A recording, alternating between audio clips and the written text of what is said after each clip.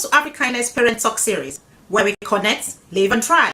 I am Bumi Olabi, CEO Africanist, and today's webinar is filled with insight, strategies, and tips from our experienced speakers to help you become the best possible partner in your child's life journey. Whether you're dealing with common parenting challenges like discipline, communication, their well-being, education, or you're trying to build a strong parent-child bond, this webinar has got you covered. Before we get started, I would like to introduce a parent community where we connect you to the causes that matters most to you, ensuring that the support and network you need the most are available to create a kind and thriving family. A community to connect, to network, to share experiences, get advice, and make new friends. We have several parent groups where you can connect with groups of friends, or connect with parents with similar interests, or possibly connect with parents across the continent. Join our community today through our parent web app. You get to know the latest events or webinars sent directly to your phone. You receive updates on our blogs and resources, and you also get to connect with speakers and professionals. And most importantly, you get all your parenting information and tips in one place. Connect, live, and thrive. Join us today. Distinguished guests and esteemed participants, welcome to Connect, Live, and Thrive, Africanist Parent Forum. We welcome you today to highly anticipated roundtable on cultural inclusiveness in children and young people, exploring the complexities and benefits. I am Bumi Olabi. Today, and every 21st of May, has been declared by United Nations as World Day for Cultural Diversity. And today, we gather as a community committed to creating a brighter and a more inclusive future for our children and young people. We have a remarkable opportunity to delve into the intricate fabric of cultural diversity and its profound impact on our lives. So together, we would explore the complexities, address the challenges, and uncover the immense benefits that lie within. A panel of experts, experts, visionaries, and changemakers have graciously joined us to share their invaluable insights and experiences. Their collective wisdom today will guide us on this transformative journey, paving the way for a society that embraces and celebrates every culture, every race, every voice, and every individual. So over the next 90 minutes or so, please let us keep our minds open, our hearts receptive, and our intentions focused on the future, which we wish to shape for our children. Because by actively engaging in this discussion, we have the power and we have the opportunity to actually make that difference, to foster empathy, to know understanding and comments where cultural inclusiveness thrives.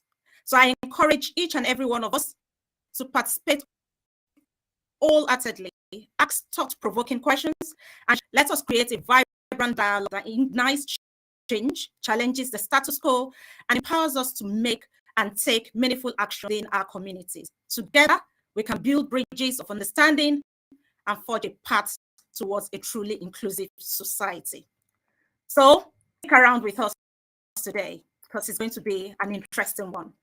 Now, with other ado, I'll take a moment to introduce our esteemed speakers for today. So today we have with us Africanist Chair of Trustees, Sukwinda Bassey, an educational leader with proven strategic, operational, and people leadership skills that have led to improving educational outcomes for multi-academic trusts in the UK and international schools in Africa, Middle East, and also in India. He has proven excellence in leadership, school improvement, and business growth, and is dedicated in uplifting the vulnerable youth. As CEO GEMS in East Africa, Sukwinda led the successful expansion from 2 underperforming schools to 26 schools across sub-Saharan Africa. That's huge. And with over 14 years board level experience, Sukwinda brings a wealth of as an experienced educator to our discussion. Thank you for being here with us today, Sukwinda. Thank you, Bumi. It's lovely to be here and share my experiences with yourselves and everybody. Great. Our next panel speaker is Ade Bamboye, Chief Technology Officer at Royal Borough of Kensington and Chelsea. An entrepreneurial technology consultant with board-level experience. He has over 25 years experience. Ade is very keen on the idea of using technology to enhance health and well-being through initiatives such as telehealth. He is a certified information private professional with experience in data governance and privacy initiatives. He's also a trustee at Parents First. As a parent and one passionate about people, Ade will bring to light some of the issues and complexities about parenting children of color in the UK. We're excited to have you here with us today, Ade. And thank you, Bumi. Thank you for the kind introduction. I'm looking forward to the discussion that lies ahead. Lovely. Our next panelist is Dr. Eddie Weaver, Energy Law Lecturer at University of Aberdeen, a Rivers State University and Nigeria Bar alumnus. He has contributed to teaching a range of both on-campus and distant learning courses like petroleum governance, energy law, and others. He's an esteemed member of the Nigerian Bar Association and Society of Legal Scholars. He's an associate fellow of the Higher Education Academy and director of the African Natural Resource and Energy Law Network. He's also an executive board member of the Association of Black and Minority Ethnic Engineers within the UK. Dr. Eddie brings a wealth of experience as an educator into today's discussion. It's so great to have you here with us, Dr. Eddie.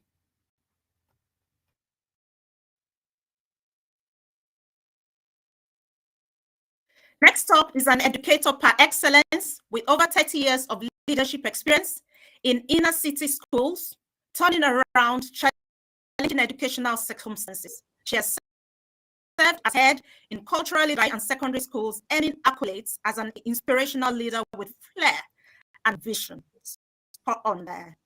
She founded the Dividend Executive Leadership Program and the Race Charter Mark schools, of which a lot of schools have actually earned this mark, especially in the UK.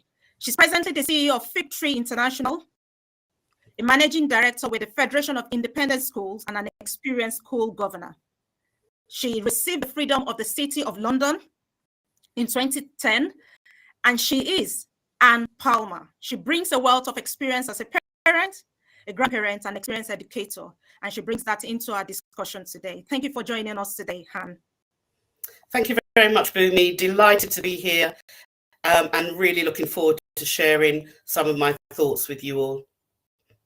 Lovely. Thank you so much. Now you can tell that there is so much to learn today from this stellar lineup of speakers with diverse experiences and knowledge. But before we get started, I'd like to go over a few engagement announcements. Please submit your questions to our panel speakers by typing your questions into the comment section. If you're joining from our LinkedIn platform, YouTube, Instagram, Facebook, live platform, feel free to send in your questions at any time during the discussion, and the panel speakers will address all your questions at the end of the panel discussion.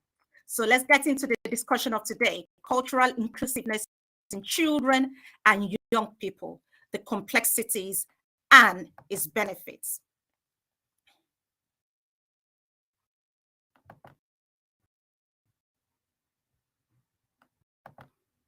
Start this discussion basically by asking a few questions. Some of the questions are tailored round about this topic. This is a very important topic. And to start with, let's just break it down a little bit. What does cultural diversity and inclusiveness really mean? And how does it shape our identity? Please, can you just share, anyone feel free to just share, what does cultural diversity and inclusiveness, what does it mean to you? Bumi, I think it's has multiple levels. Starts perhaps with the way that we see the world, how we see each other, what people look like, and then it goes a little deeper in terms of how we consume the world, the food we eat, the music we listen to, the art we reflect upon, the clothes that we wear. And human nature is to look at the differences and the similarities, and we form opinions based upon what we see, what we consume, and then that in turn shapes the way we view the world and therefore how we interact with it. And in many ways, it's about seeing what connects us rather than what separates us, so that we can build those relationships with people, just to start the conversation going. Absolutely. And I love that phrase that you did mention, that we should look at what connects us rather than separate us. Thank you so very much for that contribution. Anyone has any other contribution to add to that?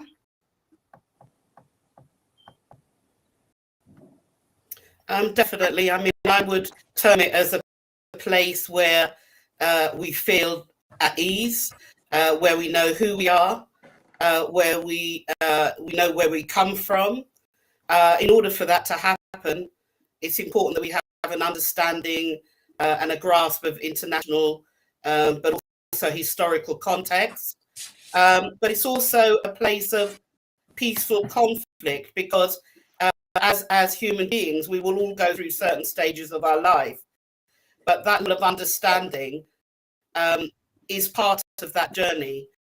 It's a place where we feel included, but we're also accepted. If you remember previously, we used to say, we used to use the word tolerance. I don't think that word tolerance in itself is an inclusive word. It's about the understanding of self.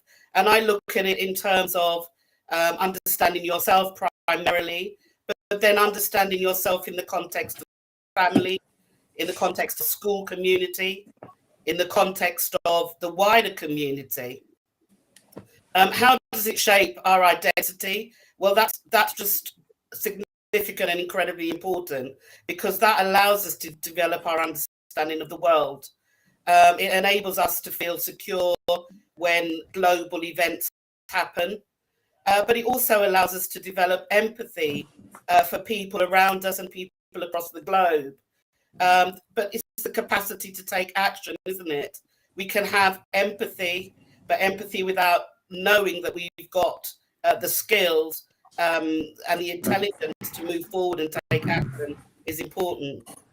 I think also that having learnt about different cultures, it gives us that opportunity to learn about different cultures, because we know that that enriches our own life experiences.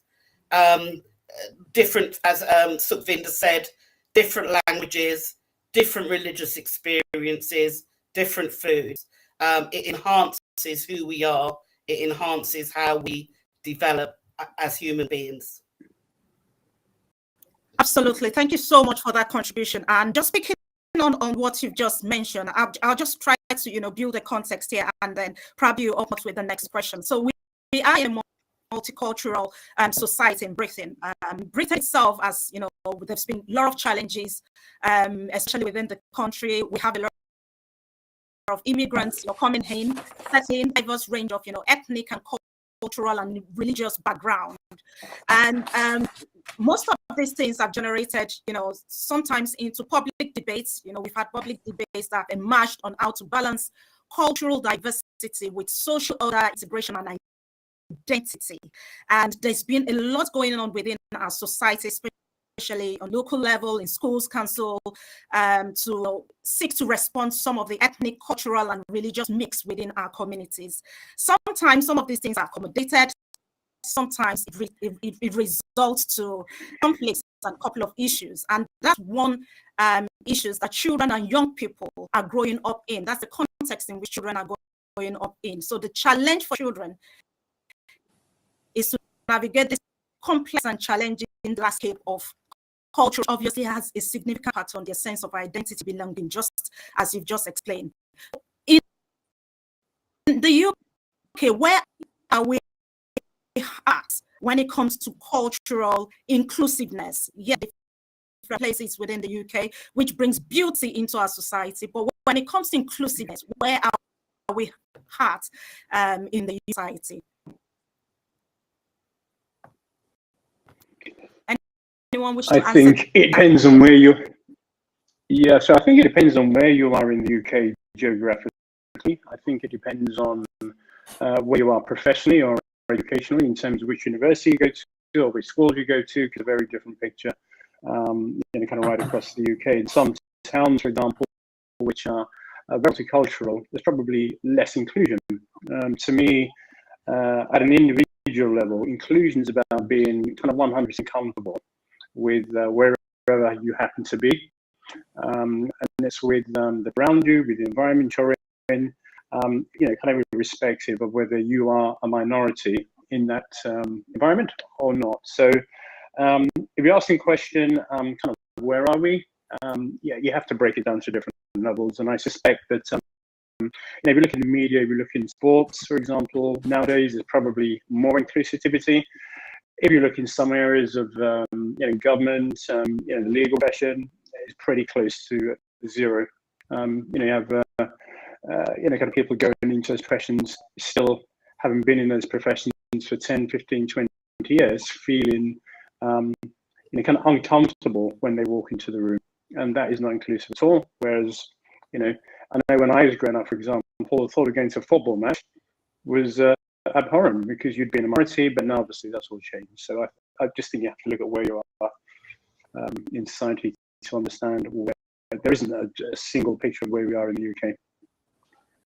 Absolutely. So that generally means that there is still much more to be done in our society from what you've just seen. Thanks for sharing that. Yeah, yeah, absolutely. Yeah, continue, please. No, I've finished. Okay, great. Right. So I would like to bring it down to the educational system now. Lots of children in schools, and I would like to understand the impact of cultural diversity and in education. So my next question will go to Han. From your experience as an educator within the UK, how can cultural beliefs affect children's behavior in the classroom? How does that affect, the behaviors of children within the classroom? That's a very big question indeed. I think looking at the educational landscape as it stands, there is a lack of understanding of culture. What culture actually means in the UK is not clearly defined. Sometimes there is a lack of interest. Sometimes there is over interest in trying to define what is different and what is the same. Signals that we get from children can be very overt, and others can be very hidden. Things like how students dress, for instance, we know there's been a lot of dialogue recently about hairstyles, Black and ethnic hairstyles. Should that become a contentious issue in school? Sometimes we get schools laying down particular rules, reinforcing rules that are not in favour of, surrounding themselves with knowledge of where the hairstyles may come from and the impact of simply sanctioning children that don't comply. I think also that, there may be behaviour issues in the classroom because of low expectations. We know that children from ethnic Black backgrounds generally start ahead of their peers when they start school. But with some particular groups, they fall rapidly behind. We also know that there is research out there about how children from a diverse background can be treated. There are particular recent episodes around things like treating children as adults before their time, how Black girls can be seen to be adults before their time and are perceived to do that. So, call that adultification. So there are things that parents need to step in on to ensure that there is a level playing field. But unfortunately, there are also examples of, behavior is very cultural, isn't it? Yeah. But we find that some teachers fear students as they grow bigger, as they grow bolder, as they grow taller. And teaming that out with our education teachers, leaders, I think is important. Unfortunately, I don't know whether we are particularly winning on this one in terms of behaviour in the classroom. I think there are really excellent examples, but sometimes not. And where there is not, children misbehave and resort to things like criminality. We know that the involvement in things like county lines is more prevalent with diverse communities. But also, we know that research says that children from an ethnic background are more likely to be short-term excluded or even permanently excluded, 40 times more likely to be permanently excluded from school. So we've got to be really careful that schools are listening. We've got to be careful that we are working with parents to ensure there is understanding on both parts, because we know that when children are valued, they thrive. We know when they listen to, they enjoy coming to school, and particularly when their views are taken into account. So so behavior in the classroom, that just gives a kind of snapshot of what can go wrong. But of course, we know that there are some really excellent examples also. Thank you so very much for explaining that in a very, very simple way. And I just want to pick up on one of the points that you did mention, and that pertains to, the children of color from the ethnic minoritized communities. And you did mention that they are more likely to be excluded, 40% more likely to be. What can we do? I'll probably come back to parents and the role of parents later on. But as a society and within the educational system, what can we do? What can we do? We need to put policies in place. What can we do? Or is it that the policies available at the moment and are probably not, offering the required support? What can we do as a society and within the educational system to address some of these issues that has a huge impact on children and young people? And just building on what Anne was saying earlier, a few points. The first one is to recognize the fact that things are changing, things are evolving, and they're evolving at a much more rapid pace than they've ever done before. Children's attitudes, society, social media, all of these things are having a rapid impact in terms of shaping their views, and therefore their value set and therefore their actions. A couple of things just to build on that a little bit further. Firstly, when a young person goes to school on their very first day, the first thing or the most important thing to them is who are they going to sit next to. Feelings really matter. And great schools are the ones that have great conversation. They're really good at listening, really good at connecting with young people, and understanding them. In recent years, over the last decade, we've seen an increase in the number of faith schools. We've always had in our country multiple faith schools in terms of the Christian faith. We've also now got increased numbers of schools in Islamic, Jewish, Hindu faith schools, Sikh faith schools. We're seeing a rise in those, and there's a reason for that. Is people feel more comfortable, young people and parents feel more comfortable with young people and parents that look like them, that consume the world in the same way, have the same ideology and the same set of values. When you get through to a different level, and you explore those things in more depth, you realize that values are quite similar, that ethos is similar. I'll give you an example. So it's been my privilege to serve and work with children from multiple backgrounds, multiple countries. Some of the very best examples that I've seen is in schools where in the morning you have at an assembly, you have the Lord's Prayer, you have the Japji Sahib from the Guru Granth, you have the first verse from the Quran, and you also have a chapter from the Jewish faith. And the beauty of it is that it's also translated into English.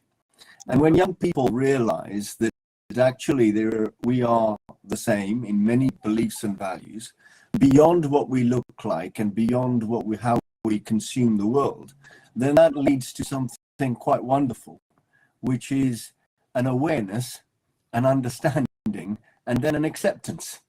Once you get to that point, then you really get those human connections.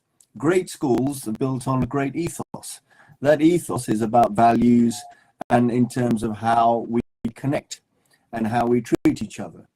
And, hence the reason why we exist in Afrikindness, is to generate, communicate an awareness of those values and to connect people on those values. So the answer, the challenges are many, the world is evolving, but the answers are there right in front of us too.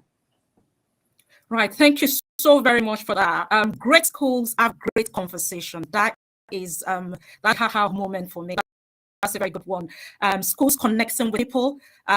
That's very, very important. And I love the 3-point statement that you mentioned on awareness, cultivating that culture where we have a broader awareness of what is happening around us, have understanding and being able to connect with people.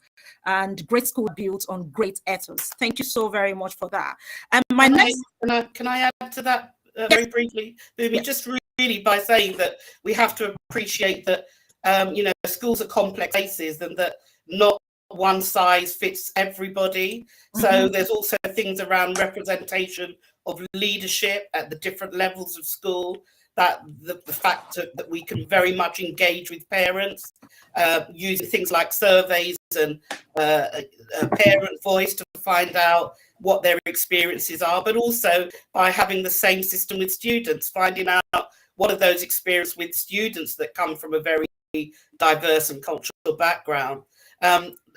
Another strategy is really about embracing that multilingualism. When somebody speaks 2 languages, it's actually an asset to an establishment rather than a deficit. And making sure that the school community as a whole is very culturally aware, building their understanding as has been previously said about religion and beyond. So a school that is culturally aware is more able to support children and make them feel valued.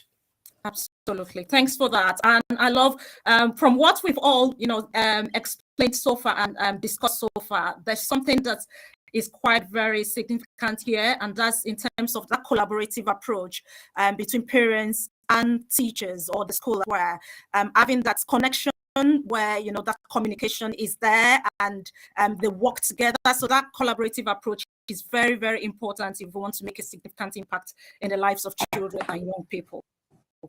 Thanks so very much for sharing that. So culture in itself, like we've all discussed, is a powerful indicator of a child's future and his well-being.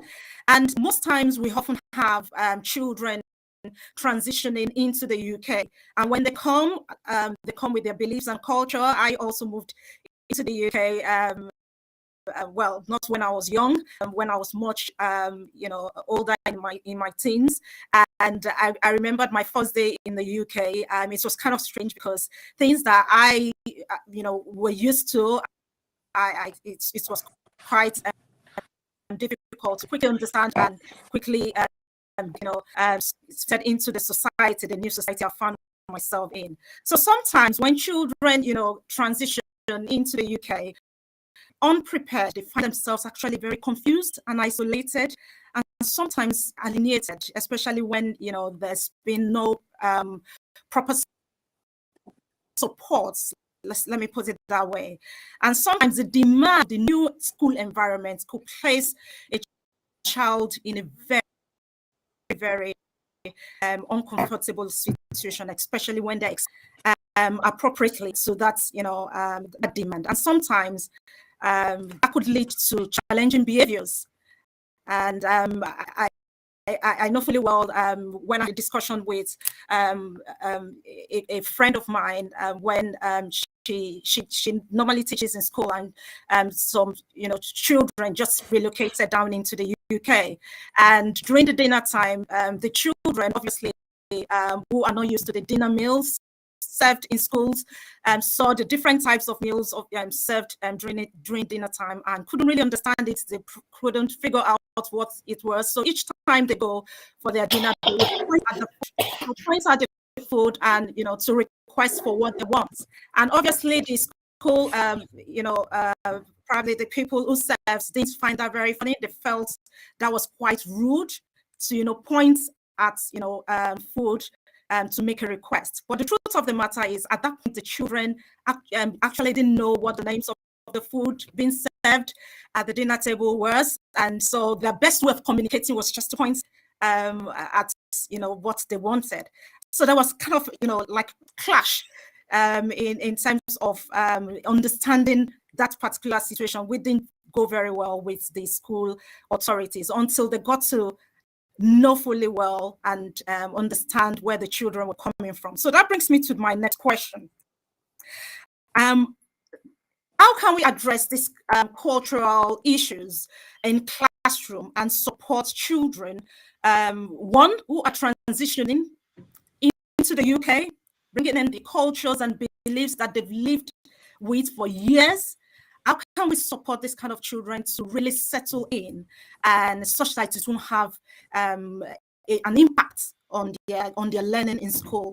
And then also, how can we support children, obviously, who have gone beyond and it's resulted into challenging behaviors because of the cultural issues and the issues and the confusion that they found themselves in? What kind of support can we give to those kind of children? Dr. Eddie, do you want to help me out with that question? Yeah, I mean, absolutely. It is a fantastic, really, really useful question there, because there are two sides to it. So you might have a situation where you have, both parents and children transitioning and coming into a new environment like the UK for the first time. But you could also have a situation like myself, who, came over to the UK and had my kids here. So the kids are more familiar with the system that they've been born into than I, who grew up in a completely different system. And sometimes when my daughter says things from school, I'm like, okay, could you just explain what you mean by that?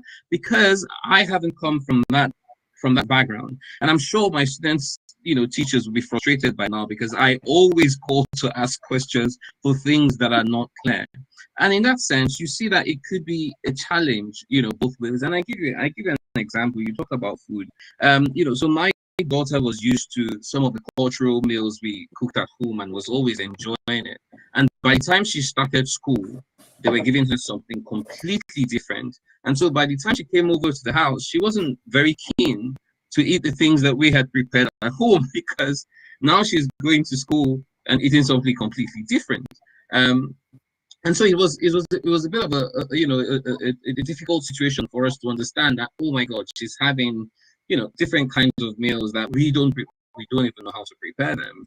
And so you can imagine myself and my wife going on YouTube first to get a hang of some of these things that they might prepare in school, trying to look at the school menu, some of the things we don't even know the name, not knowing that some of them are fish finger, but they're called something different in school, and we're just learning all over again. And that's because we come from completely different backgrounds. But what we could do in that sense, I think we really, really need to be aware. And I think Anne had mentioned this, Anna Swinda had mentioned this, there needs to be some awareness that, all right, I am in a completely different, a new environment here. How do I adapt? And you need to be intentional. So you need to have very clear strategies as to how, one, as a parent, you will be supporting your child if you don't even have the understanding of what kind of support that they need. And so don't be afraid to ask questions. And I think that's one thing as parents we could do, ask lots of questions. I remember asking a question saying, can I have my daughter's curriculum? I need to know what kind of things she's learning so that I can support her, because I come from a different background where different things were taught at different stages.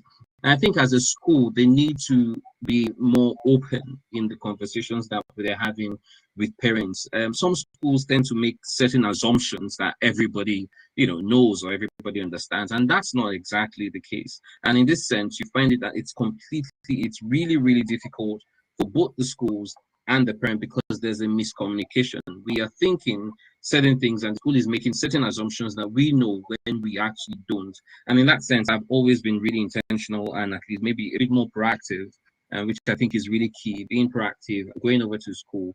Some of us don't want to, you might not want to be in the parent-teachers meeting and all of those sort of things, but you need to go there to be part of the conversation. And some of the conversations we've had has led to some, some positive results. I think another thing that is really crucial is that schools need to start finding ways to accommodate cultures and differences. And I mean, there's some efforts being done, but it's not to the extent that we want.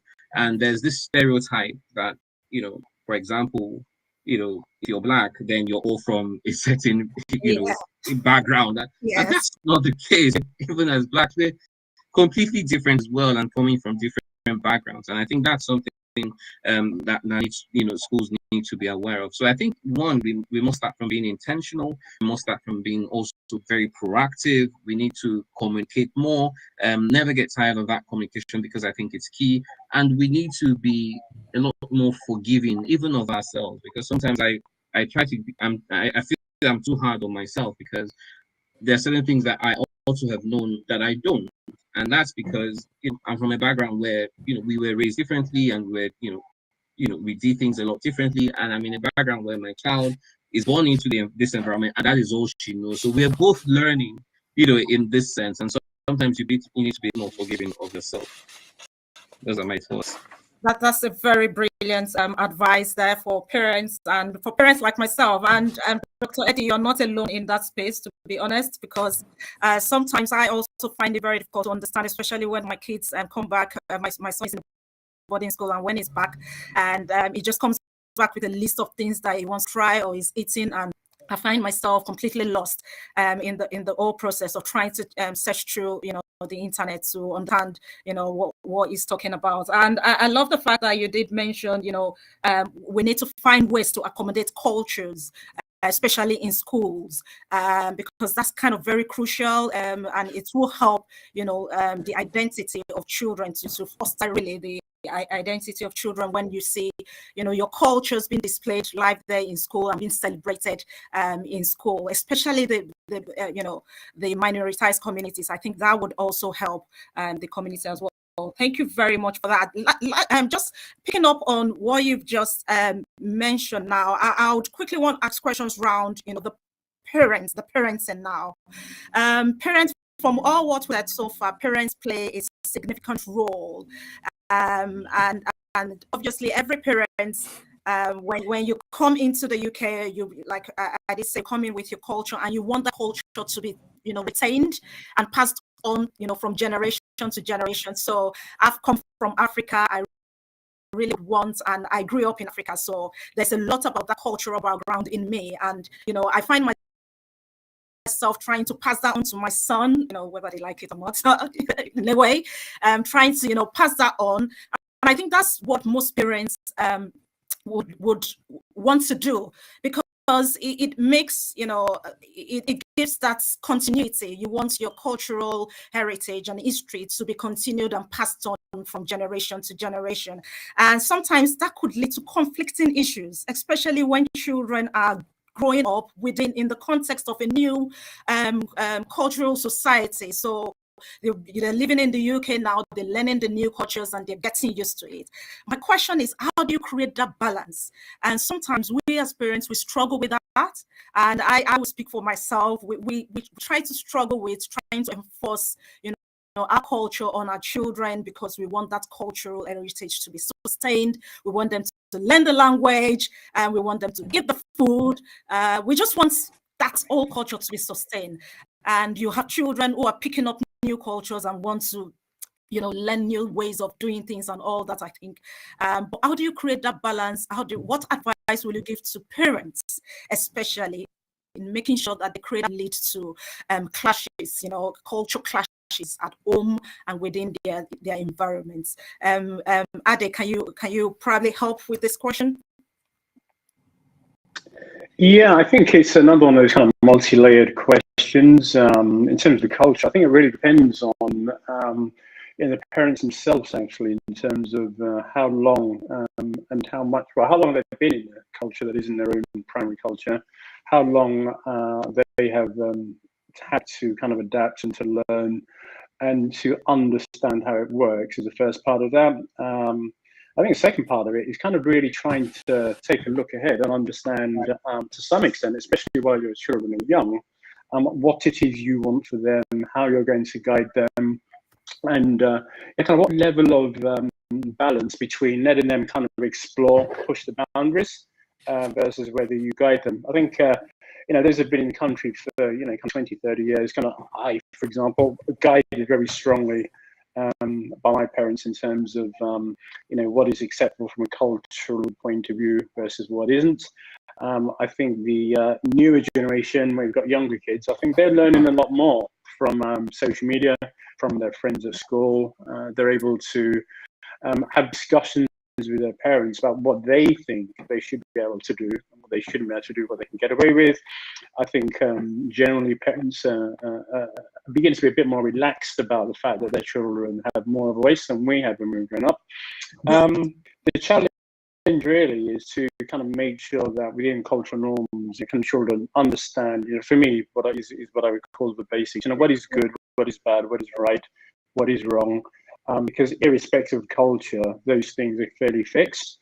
The cultural dimension, to some extent, requires also parents to look deep within their own cultures and really kind of distill it down to what is really important for them. Is it important, for example, that your children can speak the language and understand the language so they can pass it down to the next generation? Is it important that, when they have their own children and they give their children names, they give their children names that are kind of respectful of the culture they come from? It is all of those things, and then trying to effectively have conversations with the children as they're growing up, so you kind of articulate what's important to you and have discussion around those. There's a lot of stuff on the periphery. The Nigerian culture, very religious, for example. Is it important if your children don't go to church just because you do? Those sort of things you can kind of set aside and really focus on the essence of the culture. And I would say, in terms of avoiding clashes, then just focus on what's important and have discussions around those, and just kind of let everything else, subjugated to some extent. I find a lot of people tend to take the culture holistically, and it's every aspect of the culture they want to protect, and it's every aspect of the culture they want the child to adopt. And when the children are not in the culture from their heritage, it's just not going to work. And parents themselves have a difficult balance to, I would say, in some senses, to make a sacrifice and just kind of effectively accept that their children are going to have part of the culture, but part of another culture. And I know for some parents that's kind of hard, but that is a reality, and you just have to have conversations around that while you're maintaining good relationships with your children, which is the most important. Because last thing in the world, you don't want to have clashes to such an extent that the minute they get an opportunity to kind of walk away from you, they take that opportunity. Absolutely, yeah. Thanks so very much for sharing that, and that's spot on there actually. So conversation with children is very, very important, and having that level of understanding is quite important between parents and children to create that balance, because sometimes what we want as parents might be completely different from what children want. So having a conversation and understanding is quite very important to create that balance, and to so that it doesn't result to clashes or impacts the children. I'm going to ask a further question on that. The couple of examples that I have that I'm just going to throw out there, and it's just based on what I've seen as a parent that's happened during my parenting journey. A typical example is showing respect. So showing respect, I'll use the African culture. Showing respect in the African culture means you do not look directly into the eyes of adults. So when another adult is talking to you, you look down a little bit, not directly, because that's kind of very disrespectful.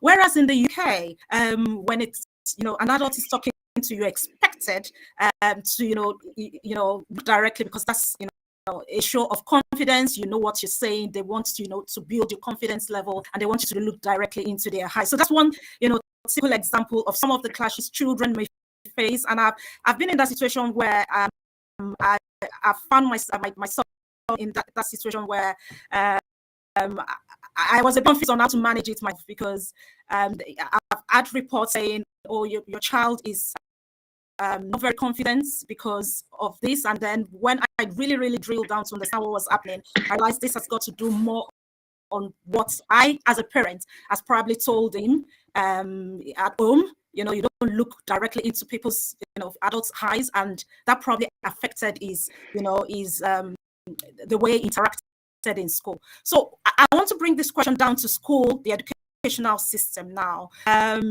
lot of children are within the school from different cultures, so they will definitely come with different things. And this is just one out of so many that teachers or educators might experience and probably don't have a full appreciation of, and could lead to different, clashes, cultural clashes, and probably teachers won't have a very good understanding of. So to avoid all this leading to confusion, what can we do, or what can be done within the educational system, or what can be put in place within the educational system to address this kind of challenging issues? I think it's kind of very complex, isn't it? Han, If I can just take us back slightly. Living and working in Africa, one of the common phrases, and it's so true, is that it takes a village to raise a child. Absolutely. And one of them, the important things to help parents with, is to help them to understand that the village is now different. It's not the same village. I like that. Our new village is a village with social media, with friends, with a diversity in terms of the British landscape, values, all the ways that we've talked about before in terms of how we consume the world and therefore how we see it. So I think firstly, we have to help parents to understand that. And then there's another, so in terms of that, there's another part that builds onto it, is then saying, we need to keep the very best of our values, our heritage, our language, and our culture. We also want to help these young people make their way in the world in terms of the British landscape, and to be successful in that landscape, in terms of how to be confident, how to influence, how to be the best version of themselves.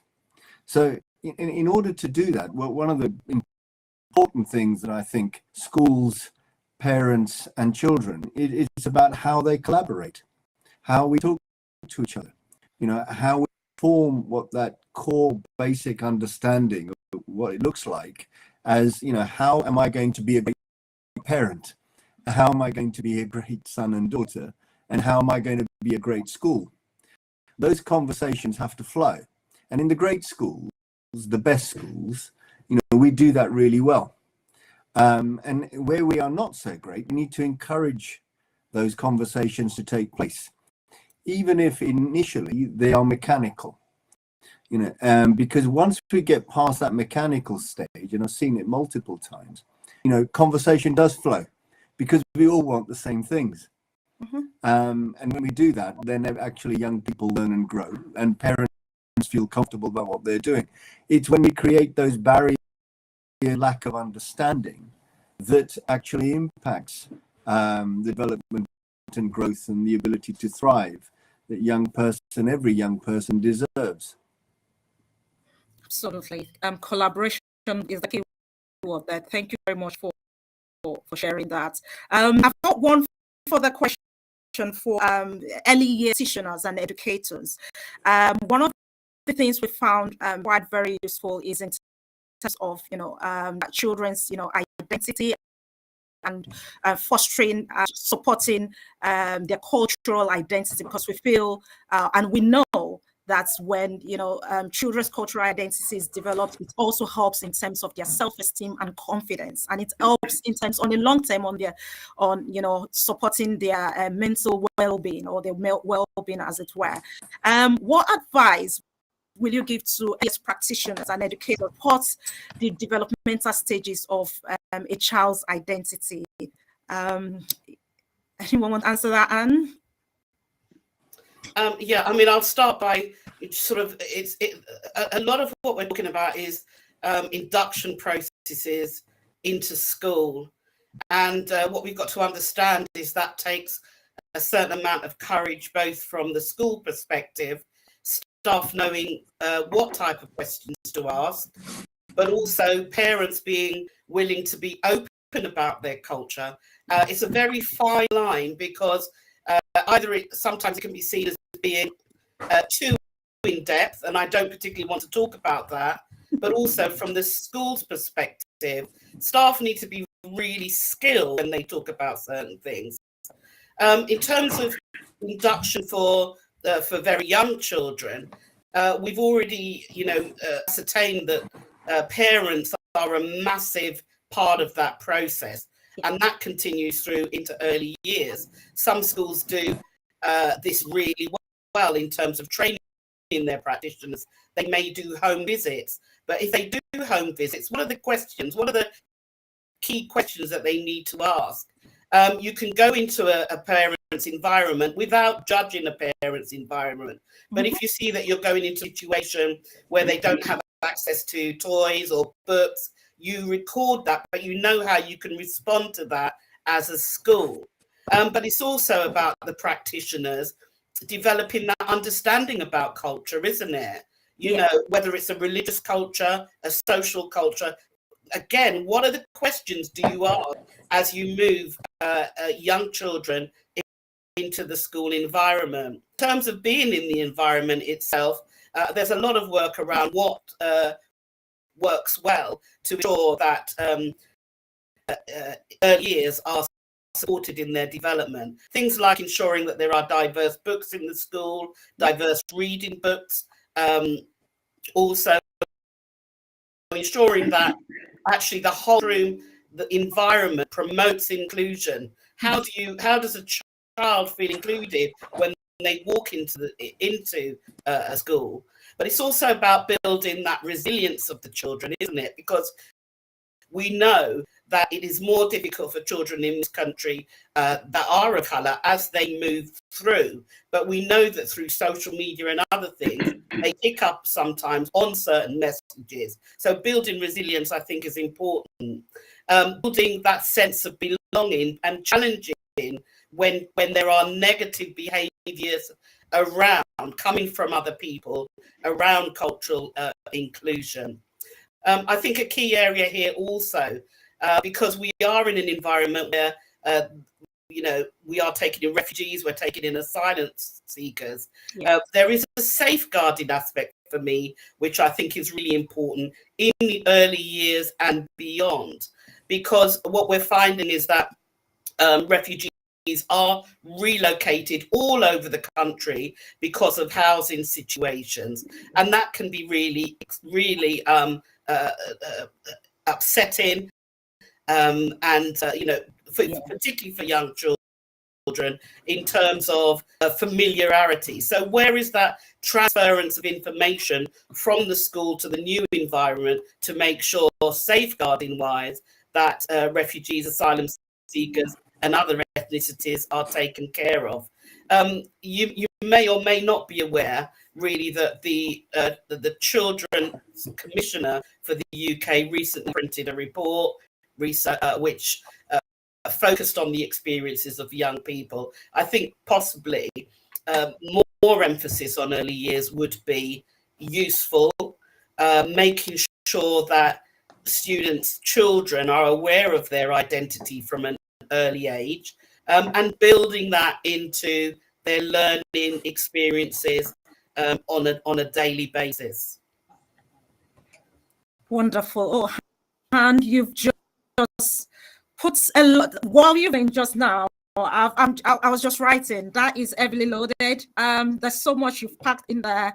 Training early years practitioners, home visits, and having a collaborative approach between parents and teachers. I love the fact that you did mention, when you do that home visit, what questions do you ask? Because that matters a lot. I love that point.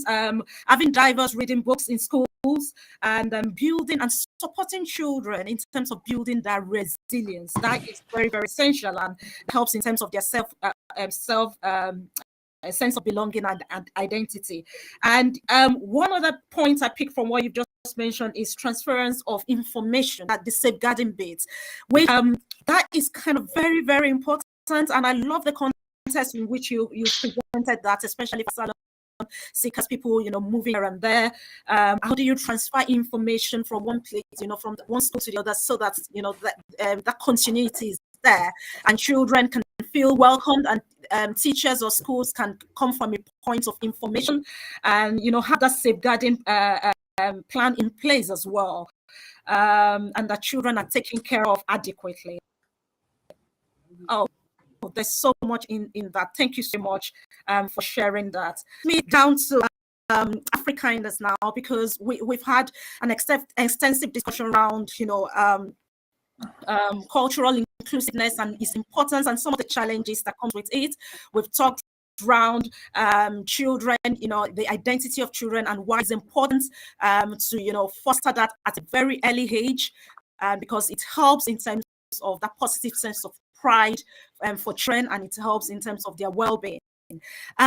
This is specific to what Africanness is doing, because I know one of our mission in Africanness is to foster positive racial identity development and promote kindness in children and young people. So this discussion is kind of very, very, very strategic and very key to the overall mission of Africanness. Can you, as trustees, can you share, throw more light into some of the things that Africanness is looking at, some of the activities that Africanness is looking at, both for children, for parents, and for schools, and how do we intend, to achieve overall mission, which is kind of very huge based on the discussions that we've had today. I think the reality is that yourself, all of us as trustees, the reason we are involved and the reason we're passionate and do what we do to support as best we can is because the school system in our country, particularly for those ethnic minorities, it's difficult. The system's under pressure. It's clunky and schools are under pressure. Yep. There's pressures from finance, there's pressures in terms of cultural understanding and time. So there is many schools that are doing this well, but there are just as many that are struggling with it.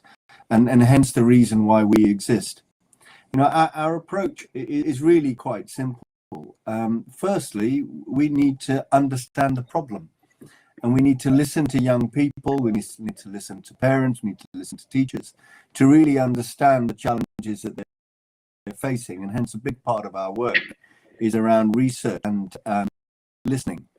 The second part is that everything that we do has to involve children. It's work that is driven by them. It's for their impact, and it involves them at every place. So everything that we do in terms of generating awareness, the kindness activities, all of the things that we're doing are involving children in terms of finding the solutions. Much of our work is about supporting parents and teachers in terms of understanding in that context and working collaboratively together. And then, intensely, we have to role model that ourselves and encourage that within the communities and our circle. But also we need to monitor this over time. Hence a lot of work that we're doing in terms of data gathering, understanding the context. As Adi was rightly saying earlier, it's different across different communities, different in terms of different social and economic backgrounds, different across the country. So we have to understand what those different contexts are, and therefore what the solutions and actions that we need to put into play to make a difference. I hope that makes some sense, and I encourage my colleagues to add to it. Yeah, I read that, just picking up on things you said around the kind of data and information. Obviously, my particular interest in life is technology. It is about data, how we can use that to develop policy, drive advocacy, and all those sort of things. So, as Sukhvinder says, we're in the process of collecting a lot of data, just really to understand where the pressure points are, what interactions we can deliver, and the results of these interactions. And obviously, given the way that technology is today and the technology that's available to us, we can kind of do that pretty much in real time. So involving kind of children, involving parents, involving communities is part of it. Looking at data and the interactions that come along with all of that is really important and going to be very important going forward, and should help us to drive or increase the pace at which we can make positive impact. Fantastic. Yeah, go ahead, please. No, I was just to add, yeah, and I think, this has been mentioned, it's just really about finding, the kind of research that informs work we're doing. So, it's Africanness, and sometimes we do a lot of things because it's nice to do them. But we've also found out that some of the work is also informed by research, and that research needs to underpin the activities that we're doing. So from child psychology to child behavior, all those sort of things. There's a lot of research in the background that informs the work of Africanness, and I think it's really essential that we mention that. And those will be, either influencing government, legislation, policy, both locally in the UK, but also even in continent Africa. Absolutely. Thank you very much for that. The work Africanness does is not just within the UK, it's also extended to Africa as well. Can you just share more light into what you're looking at achieving in Africa, and to what extent are we looking at driving some of the activities in Africa? Absolutely. So in a sense, on one hand, we're based here in the UK, but we're all coming from parts of Africa, and in a way, we think that there's some level of influence and support that we'll be able to give, to the activities back there. Not necessarily trying to do everything at once, but we're really trying to be strategic in informing government decisions, trying to identify things around even the child rights. I think this, that's an area we could push a lot of conversations around and influence issues around child rights, child labor, all those sort of things. So it's kind of the research we do, and hopefully we can make the needed impact. Lovely. Thank you so very much for that, and putting it in the right focus on what Africanness is doing within this space. If you join in from our LinkedIn, YouTube, Instagram, or Facebook live platform, our apologies, we probably won't be able to answer all the questions. The discussion today has been quite informative, thanks to our panel speakers, but be rest assured that our panel speakers after this discussion will be live with you on each of the social media platforms to give answers to some of the questions that has been presented. Thank you very much. Keep the questions coming in, and we will have them answered by our panel speakers. Thank you very much. I want to quickly just call on peace. We've got at the moment in the studio with us a few members of the audience who have been given opportunity to share their views based on what has been discussed so far. So I'll start with Peace George.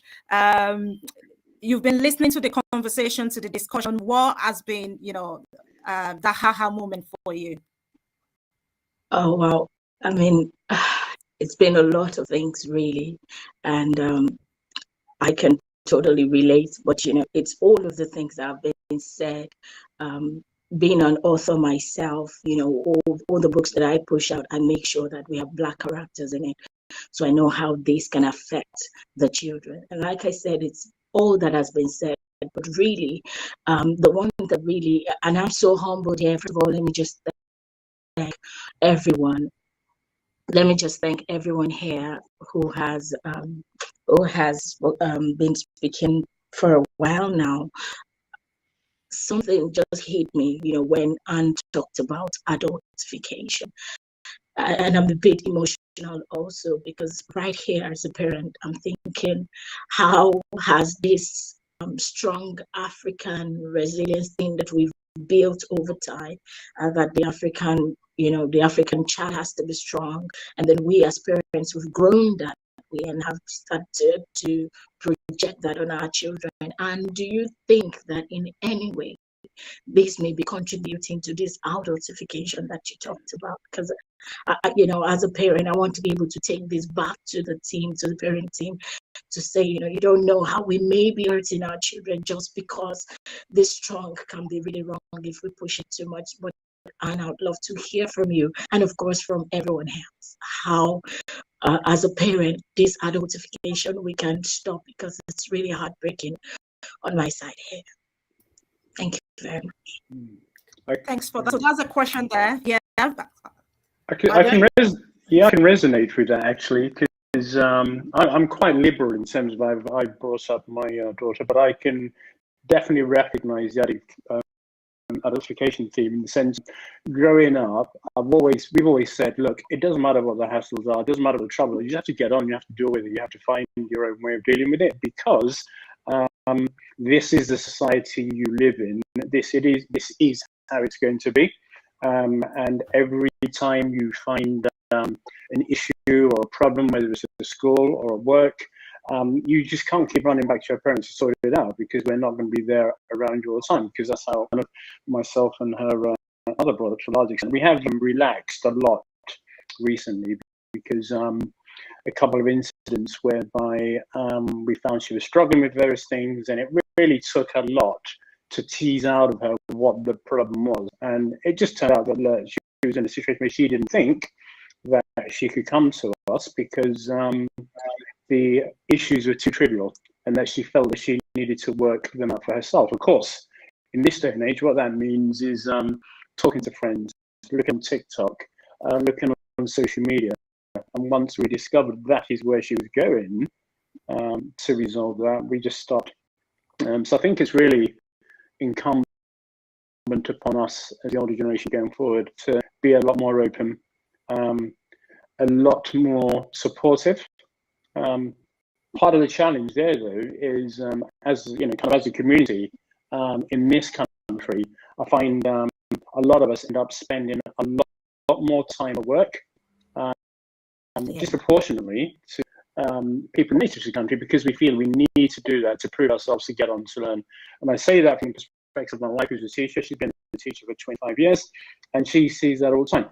She can't engage with parents to the degree that she'd like to, because they're either always at work doing a first job, a second job, a third job, or something, which means they are not there. So the children are having to a large extent bring themselves up themselves. And that's where part of this comes from. I think we have to find a way of making that time. Oh, thank you very much. I think Anne wanted to add to that. I think I was going to say, that ethnic parents cannot live with that guilt factor.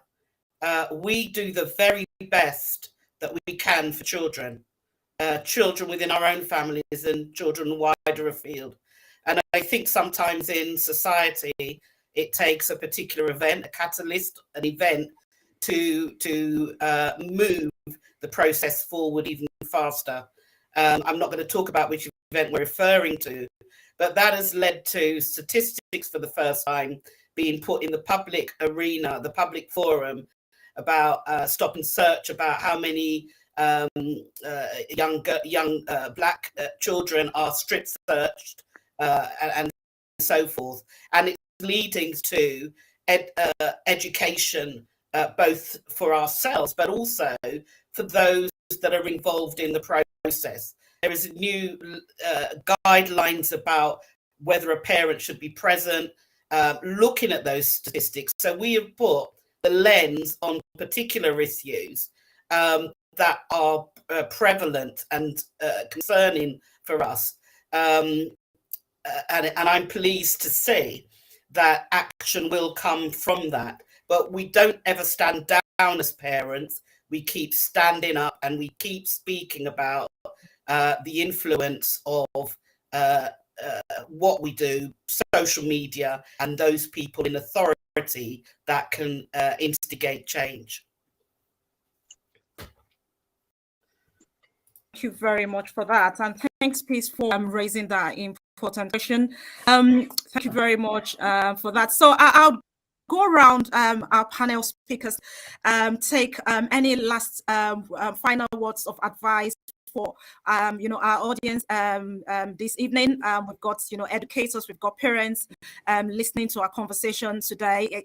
Any last words, final words that you would just want to drop out there for? I'll start with Sukwinda, if you don't mind. Yeah, I think the most important thing is that we're all fallible and we're all learning. There's not a textbook that says this is perfect parenting, or this is how to raise a child, this is the perfect way to teach a child. It's not a perfect world. And the key really is to talk and to collaborate. I go back to what I said earlier. It's all about a partnership between the school teacher, the child, and the parent. And as long as we communicate regularly, we communicate in terms of mutual respect and understanding that the parent wants and has a huge desire to firstly be proud of their heritage, wherever they come from, the values with which they were brought up, and their need to get those values understood and in the lives of their children. And it's important to raise awareness for those things, and not simply just to have a great cultural day and do it as a one-piece process. It's about what does it mean, and how does that reflect in terms of the values that we want to get across. And then when we get into it in some real depth, because we actually do that for all ethnicities, you realize that they are the same things, they're underpinned by great human values, and they're not specific to a particular ethnicity. They're common good human values. And then you start to get beyond this place of what we look like, the different foods we eat, and how the clothes that we wear. You get beyond that superficial piece, and you really get into building great human connections. Because the reality is the world's going to be a different place in the future. How we help young people become great citizens, how we help them to understand in terms of what world will look like in their place within it. So we have a lot to do. It's not perfect. The most important thing is for all of us to talk to each other. Thank you very much. Move on over to Ade now. Echo all of that. I think it's about the conversation. It's about kind of leaning in and listening, understanding the child's environment, and actually having a proper two-way conversation rather than kind of dictating, talking about our experiences. It's about listening to what they're saying and kind of responding and reacting to that. And to kind of take their hand and kind of walk them through the system, look at the options, look at where they need support, let them go and explore. The theme of Africanus, obviously, is to be kind. It develops empathy. We mentioned kind of resilience and those sort of things earlier on. That is kind of building on that is what is going to, I was going to say make the world a better place, actually, but it really is about giving the children the opportunity to grow, have empathy with a diverse range of communities, and be comfortable doing it. And that's the inclusive part. If they're comfortable doing it, inclusivity increases and the journey gets easier as time passes. That's the aspiration, that's the hope. Thank you very much. That's spot on. Thank you very much. I'll move over to Dr. Eddie now. Yeah, I mean, personally, I was raised by a single mother, and you can only give as much as you have. And I find myself sometimes raising my kids just the way I knew my mom raised me. I mean, I remember going to an event, and there were some snacks, and I saw a really nice red velvet cake. And the first thing that came to my mind was, my daughter is going to love that.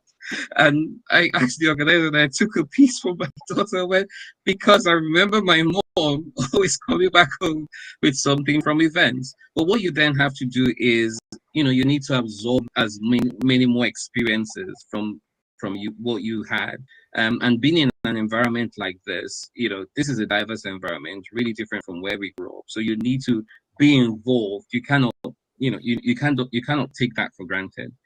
From the level of schools and institutions, we need to decolonize the curriculum in some sense. Try to use other examples that that you would ordinarily use to reflect the culture and background of the students that you're teaching. As parents, like I said, we need to forgive ourselves, and it's being part of Free Kindness is also a learning experience for me as well, because this is me trying to absorb the things that I don't know and just learn through the process and grow. And as long as we continue to be open, continue to forgive, continue to accommodate, continue to learn, I think it can only get better. Thank you.